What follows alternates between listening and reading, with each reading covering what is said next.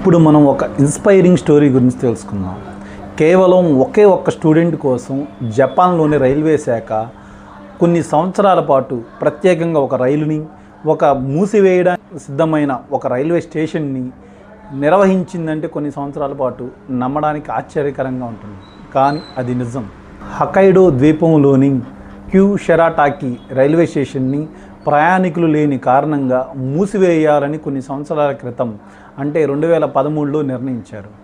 కానీ అక్కడ రైల్వే శాఖకి ఆ స్టేషన్ నుంచి ఒక స్టూడెంట్ చదువుకోవడానికి గ్రాడ్యుయేషన్ కోసం వెళ్తుందని తెలుసుకున్నారు.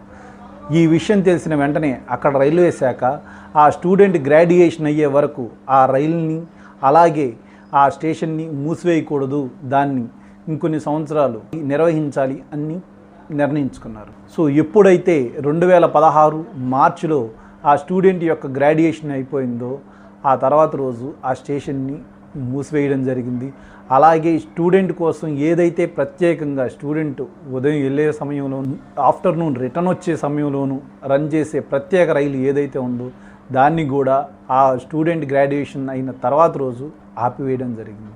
జపాన్లో విద్య కోసం ఎంత ప్రాముఖ్యత ఇస్తారనేది ఈ సంఘటనే ఒక నిదర్శనం.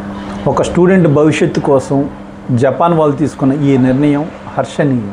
ఇలాంటివి ఎక్కడ జరిగినా వాటిని మనం అభినందించడం మన కర్తవ్యం.